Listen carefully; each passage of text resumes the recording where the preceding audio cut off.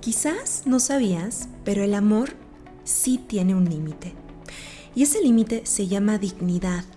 Y hay una confusión enorme entre tener dignidad y tener orgullo, ya que son dos estados de conciencia muy distintos. Y el saber la diferencia nos puede ayudar a elevar la bandera de nuestro amor propio, en lugar de dejarnos engatusar por el ego una vez más y caer en sus trampas. Te invito a que te quedes para que puedas aprender en este episodio sobre la dignidad y cómo puedes empezar a reconocerla para poder sacarla a flote en cualquier momento, que sea algo fácil de identificar y sentir, y no tratar de encontrarla en los momentos más críticos donde ya está uno confundido, lastimado y decepcionado. No te vayas, mi querido alquimista, en un momento regresamos. Mi Alquimia Emocional, el podcast que alimenta tu alma.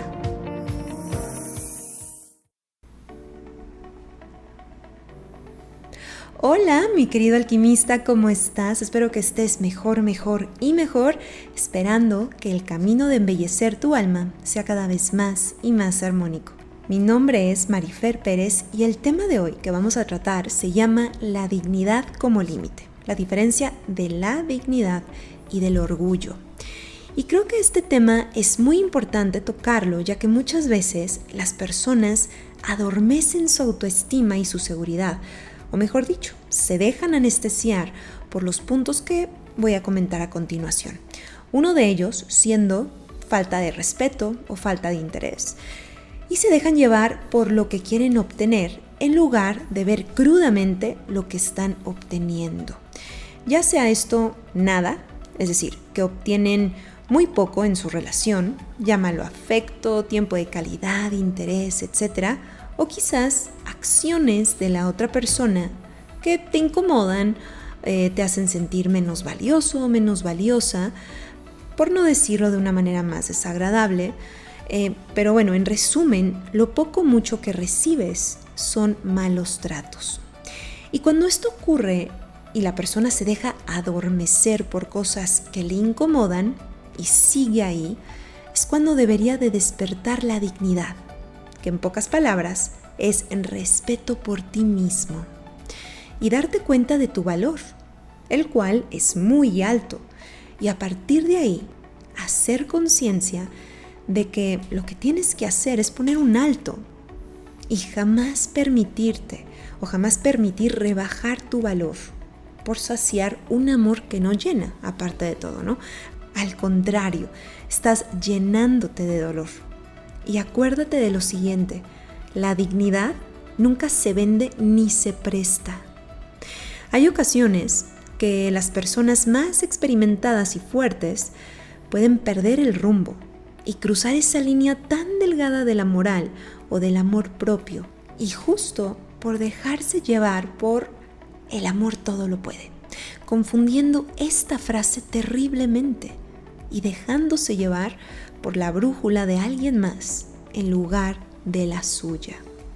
Acuérdate, el tener dignidad es nunca olvidarte de ti, nunca olvidarte de tu valor, y más que nada, reconocer cuando alguien no está valorándote igual como tú lo haces contigo.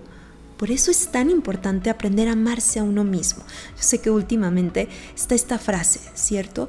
Aprende a amarte para que así puedas amar a alguien más. No puedes amar a alguien más si no te amas a ti mismo. Y estoy segura que casi la primera vez que escuchaste esta frase, había un signo de interrogación encima de tu cabeza. Porque se puede llegar a confundir. Pero en esencia, ponte a pensar un poquito, ponte a reflexionar un poco esto. Si tú no sabes cómo amarte sabiamente a ti mismo, no puedes identificar cuando alguien te ama a ti de manera sabia y de manera sana, ya que tú no lo haces ni siquiera contigo mismo. Por lo tanto, si uno no sabe cómo amarse, se puede confundir fácilmente y dejarse llevar por cosas que en esencia de repente están cómodos, como por ejemplo, número 1, por patrones de la infancia. porque es algo que ya conocemos o que ya conoce la persona y por tanto lo repiten, están cómodos viendo, recibiendo aquello porque es algo que ya es conocido. Número 2. También se pueden acostumbrar por carencias afectivas en la infancia y estas me llevan al número 3. Como hubo falta de afecto, no se sienten con valor, no me siento con valor, por tanto recibo lo que para mí es normal, entre comillas. Falta de amor, falta de respeto, falta de atención, agresión, etc. Por lo tanto, es muy necesario aprender la diferencia, porque la persona se acostumbra a lo que vivió o la idea de lo que pensaba que era normal. Puedo dar muchos ejemplos al respecto, pero ahora se me vino el de una paciente cuando era chica. Ella siempre vio que se gritaban unos a otros en la familia, ¿no? Sus papás arreglaban las cosas a gritos y por tanto sus hermanos también. Y para ella eso era normal, que siempre había, después de un malentendido, una discusión con gritos. Y lo bueno es que comenzó a tomar conciencia cuando se estaba a punto de casar con su actual esposo y se dio cuenta, también gracias a él, que ella todo lo arreglaba con gritos, que su esposo no, la familia de él tampoco, ¿no? Que eran mucho más tranquilos y procuraban arreglar las cosas hablando de manera pacífica y dando a conocer las posibles soluciones detrás de un malentendido. Por tanto, trabajamos en sesión con esta personita la raíz del enojo de su familia y ella tuvo que cambiar conscientemente ese patrón que tenía de gritar cuando algo no estaba bien, ¿cierto? También tuve una paciente que ella veía muy normal que su familia no hablara de temas importantes. O sea, el extremo opuesto de la otra paciente que acabo de decir. En este caso, con su pareja, no se hablaba nada. Se asumía o se suponía que estaban enojados, pero no se decía nada. Que este es un grave error en parejas, déjame decirte. Esto es algo que se acostumbra bastante y luego lo hablaré y me extenderé un poco más en este podcast, que vale muchísimo la pena los malos entendidos que puede haber en pareja. Pero bueno, continuando con este punto, ellos dos no se decían nada. Entonces vimos que su familia era igual, la familia de ella. Ella no decía nada ni enfrentaba las cosas porque sus padres tampoco enfrentaban las cosas. Era más fácil permanecer callado y quejarse internamente. Así que ella hizo conciencia de esto y al inicio claro que le costó un poco porque el programa que ella tenía lo tenía tan arraigado que lo veía muy normal. Ella solita evadía las cosas. También su esposo no ponía mucho de su parte para poder hablar sobre el tema, entonces se lo ponía muy fácil él también. Así que los dos escondían todo debajo de la alfombra o debajo de la cama, como a mí me gusta decirlo, y luego explotaban por estos malos entendidos, que uno lo entendía de una forma y la otra persona de otra. Y hasta que ella hizo conciencia y empezó a hacer, lo que yo llamo en la terapia de cognitivo-conductual, acciones que podían empezar, o esos baby steps, que ella podía hacer un cambio en esas conductas que hacía de manera automática, como por ejemplo, si algo le llegaba a molestar, aunque sea lo mínimo, empezaba a acostumbrarse a decirlo al momento. O si no lo podía decir al momento porque no era algo prudente, no dejaba que pasara de ese día, ¿no? O a más tardar al día siguiente antes de que diera la noche, si es que había un evento muy importante y no quería ser imprudente, por ejemplo. Pero tuvo que tomar esas pequeñas acciones para que ella pudiera cambiar su comportamiento, que lo tenía muy automatizado, y es completamente normal porque eso lo aprendemos y lo vemos como algo súper normal. Y luego nos quejamos de nuestra vida, luego nos quejamos de las cosas que no tenemos, de las cosas que no funcionan, de por qué no me pasa esto, por qué no fluye esto en mi vida, pero por qué el otro, cuando en realidad, mi querido alquimista, uno tiene que empezar a hacer el cambio. Es justo y necesario empezar a hacer esos pasos de bebé, aunque sean diminutos, pero no tienes una idea cómo cambias, cómo te transformas en el momento en el que decides hacer esos pequeñísimos cambios. Y esto es en todos los niveles. Pero bueno, ya me estoy extendiendo a otros temas, no me quiero ir por las ramas. Vamos a volver al tema central y luego hablaré de este tipo de malos entendidos que hay entre parejas y que estoy segura que te puede ayudar, y no solamente en tu relación de pareja, sino en todos los ámbitos de tu vida. Esto que acabo de decir, que la mayoría de las relaciones hay conflictos o se pelean por malos entendidos que no se hablan, ¿vale? Pero bueno, vamos a continuar con esto que estábamos diciendo. Otro ejemplo que también ahora se me vino es el de mis papás. Acuérdate que el tema central que estábamos hablando era cuando hacemos algo por costumbre, ¿ok? Y que pensamos que es normal. Antes de que mis papás se casaran, mi papá estaba muy acostumbrado a comer la comida de mi abuela, ¿no? Es decir, la mamá de mi papá. Pero cuando se casaron mis papás, mi mamá empezó a hacer de comer platillos un poco distintos en casa. Mi mamá empezó a cocinar alimentos mucho más sanos que los que cocinaba mi abuela paterna. Aunque mi abuela paterna siempre ha cocinado delicioso, pero claro, era muy distinto. Y mi papá no estaba acostumbrado, pero lo bueno fue que le empezó a gustar porque se daba cuenta que le caía mejor a su estómago, que tenía mejor digestión y que aparte de todo también era muy rica la comida de mi mamá. Pero al inicio mi papá se extrañaba que mi mamá, por ejemplo, no usara tantos enlatados o que no usara el microondas o ingredientes que no son nada buenos para nuestra salud y que por supuesto por motivos obvios no los puedo nombrar estos productos, pero sí, hay muchos productos que no son nada buenos y mi mamá estos los eliminó completamente de la dieta. Y claro, mi papá veía todo lo contrario con su mamá y él solito se fue dando cuenta que se sentía mejor del estómago, como decía antes, y mucho más sano, con más energía, cuando comenzó a comer la comida de mi mamá. Lo bueno en este caso es que a mi papá sí le terminó gustando ese tipo de comida sana.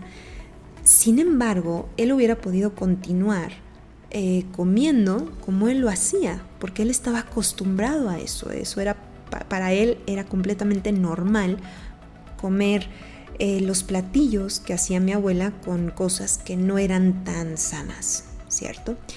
Y acuérdate de cómo es arriba es abajo. Por eso pongo estos ejemplos. Y pongo el de mis papás porque esto lo puedes ver manifestado en cualquier dimensión en tu vida. Como decía anteriormente, personas que estuvieron acostumbrados a gritos, como el que acabo de decir de mi paciente, se acostumbró porque eso lo veía completamente normal y eso lo reflejaba en su relación, lo repetía.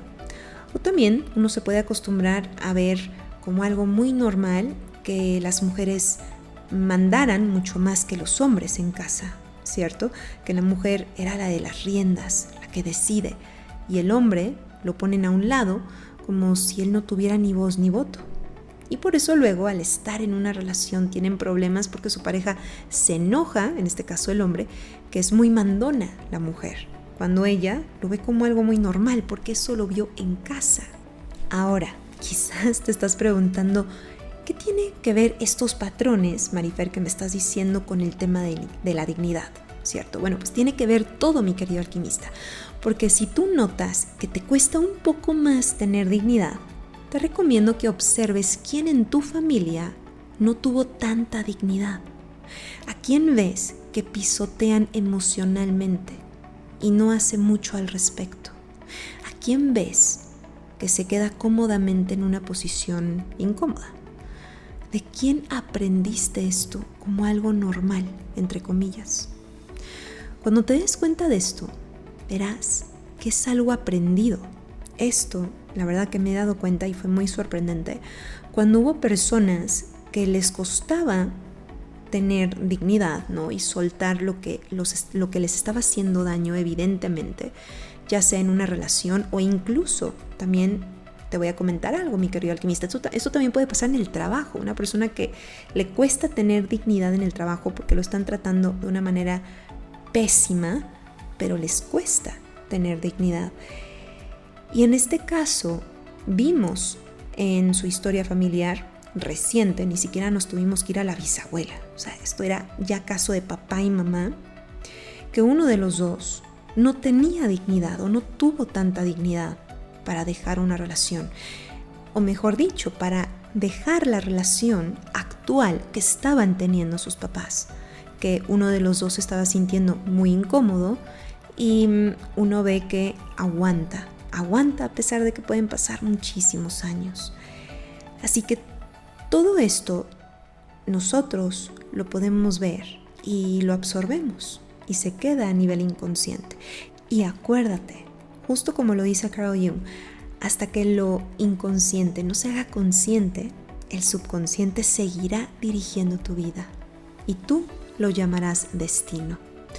Pero bueno, vamos a ver ahora los puntos donde te indica la vida que tienes que empezar a sacar a flote tu dignidad, ¿vale? Número 1. Cuando antes de estar en una relación, tú estás insistiendo en estar con esa persona, pero ves claramente que el otro no quiere, no muestra interés alguno, pero tú sigues insistiendo. Si quieres saber más información sobre este punto, escucha el episodio en este podcast que se llama ¿Por qué insistes? ¿Vale? Número 2. Cuando hay mucha falta de interés. Puede ser que estés en una relación o no, pero cuando sientas que no eres tan importante para esa persona, cuando no te prioriza, cuando no te muestra interés suficiente o solo te lo muestra cuando le conviene, ahí es cuando empieza o deberías empezar a sacar a flote la dignidad. Cuando no ves mucho esfuerzo en el cortejo o en la relación. Y si quieres saber más información sobre este punto, escucha el episodio que se llama Señales y actitudes de que no le interesas a una persona, el episodio 187. Y número 3, cuando hay faltas de respeto. Y esto incluye golpes, agresiones verbales, incluso cosas o actitudes que ya las has mencionado a esta persona que no te gustan o que te incomodan y él o ella lo sigue haciendo. Es una falta de respeto porque continúa con ello. O sea, no hay un límite, no respeta tus límites. Número 4. Deberías de sacar a flote la dignidad cuando te hace sentir menos. Hay muchas formas en las que una persona te puede hacer que te sientas menos, ¿no? Puede provocar este sentimiento en ti. Pero el que yo más veo continuamente en terapia es cuando la persona hace constantemente comparaciones negativas. Por ejemplo, puede hacer comparaciones negativas con tu ex, por ejemplo, contigo y con tu ex, o con otras personas, haciéndote sentir no tan valiosa o no tan valioso, o no tan atractivo o atractiva. Y déjame decirte, mi querido alquimista, que esta es una estrategia que usan mucho los narcisistas para tener el control. Pero bueno, este es otro tema, luego lo hablamos. El punto aquí es cuando hay muchos comentarios sobre tu persona que te hacen sentir menos, no suficiente, no tan atractiva o atractivo. Comentarios en mal plan. Por ejemplo, lo único que te faltaría para estar perfecta es tener las piernas de esa modelo, ¿no? O, ay, qué mal que no tienes esto porque la verdad que sí te hace falta, ya sea dinero o algo físico que diga de tu persona. O que incluso haga comentarios directos de tu ex contigo, haciéndote mención de que esa persona es mejor que tú en algún aspecto. Y a ver, es normal admirar la belleza en alguien más. Hablando de cuando hay de repente comparaciones, es normal admirar la belleza. Pero cuando hay comparaciones de tu persona o algo que te hace sentir menos por aquella razón, con comentarios directos, en pocas palabras, está usando la estrategia de hacerte sentir menos para que realmente te sientas menos y no tengas la seguridad suficiente para salirte de la relación. Casi te está diciendo, te estoy haciendo un favor al estar contigo porque tú eres así o no tienes esto. ¿Quién te va a querer más que yo? Y aunque no lo creas, es una estrategia de los manipuladores. Sí existe este tipo de estrategia. Usan esto para corromper a las personas que no tienen una autoestima muy alta y que pueden caer fácilmente y así poder controlarlas o controlarlos. También pasa con los hombres. Ya sé, se escuchó horrible, pero sí es cierto y lo veo muy constantemente en terapia. Y como vuelvo a mencionar, hay muchas formas en las que una persona te puede hacer sentir menos. pero las que yo veo usualmente en terapia es estas, porque son las más comunes, ya que ahora que están las redes sociales a todo lo que da, pasan este tipo de comparaciones de manera muy frecuente con relaciones un poco tóxicas en este sentido. Así que aguas con eso. Y bueno, cuando en general te sientas la mayoría del tiempo en tu relación no suficiente, o que siempre te sientes culpable por algo, porque esa persona casi siempre te hace sentir culpable, que tú eres el malo o la mala, algo anda mal. Checa por qué toleras este tipo de cosas, ¿ok? Porque no deberías de tolerar esto. Trata de buscar cuál es el patrón, de quién aprendiste a tolerar tantas cosas. Luego voy a hacer un podcast hablando de las personas que toleran demasiado. Es muy interesante lo que pasa a nivel psicológico. Pero bueno, por tanto, el tener dignidad, ¿qué es? Es escucharte a ti mismo primero, oír esa voz en nuestro interior y reconocer que antes que nada, lo más bello es el autorrespeto. Y eso no se debe de perder nunca. Ten más miedo a perderte a ti mismo antes de perder a alguien más. Puedes tener autorrespeto sin olvidar el respeto por los demás. El tener amor propio no tiene que ver con ser egoísta en mal plan o ser soberbio. Esto lo explico más a fondo en mi libro de Embellece tu alma, cuando hablo sobre la diferencia del egocentrismo y cómo el amor propio funciona. Se puede decir que el concepto del amor propio toma sentido cuando lo vemos como una herramienta o una conciencia que creamos para protegernos a nosotros, sin dañar a los otros, sin dañar a los demás, ¿no? Sin causar efectos colaterales, pero validando en todo momento la propia autoestima. Y hablando del orgullo, para saber la diferencia, encontré esta frase que me encantó. El orgullo alimenta el ego, mientras que la dignidad alimenta el espíritu. Lo que ocurre con el orgullo es que el orgullo levanta muros contra las personas. El orgullo separa a las personas, aún estando juntas. El orgullo te puede costar tu relación cuando no sabes reconocer tus errores, cuando no sabes pedir perdón, cuando no sabes ser flexible. El orgullo te puede costar tu dignidad cuando no quieres separarte también de la persona por cómo te vea esta persona. Ahí está el ego. Y esto lo hablamos en un episodio pasado, en 2 episodios antes. Por si lo quieres escuchar, se llama ¿Existe la excusa perfecta para cortar? Y bueno, en este caso, ahí está el ego. Al ego le importa mucho cómo lo vean. Al ego no le gusta que lo vean vulnerable o que lo vean débil. Entonces, la persona que se deja reinar por el orgullo o el ego actúa como si no sintiera. En este caso, ¿no? Cuando en realidad está ocultándose bajo una enorme máscara.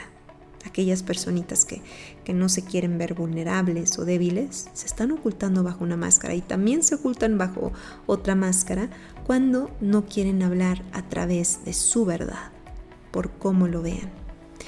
Así que, mientras que la dignidad es la elección de escuchar a nuestra voz interior, aquella que te dice con amor, hey, aquí no es, tú no mereces eso. Eso que te acaba de hacer, eso que te acaba de decir, no está bien.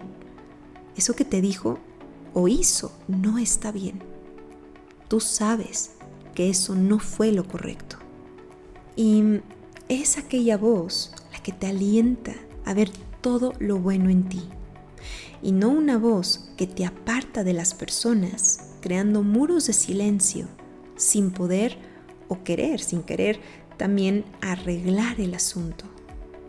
Incluso, aunque ya no hay nada que arreglar. En estos casos, cuando incluso ya no hay nada que arreglar, también se necesita hablar para saber cómo van a ponerse de acuerdo para terminar de firmar tal cosa. O qué le van a decir a sus parientes, amigos, cuando se separen. O cómo van a manejar la situación de hoy en adelante. si van a permanecer como amigos o no, etc.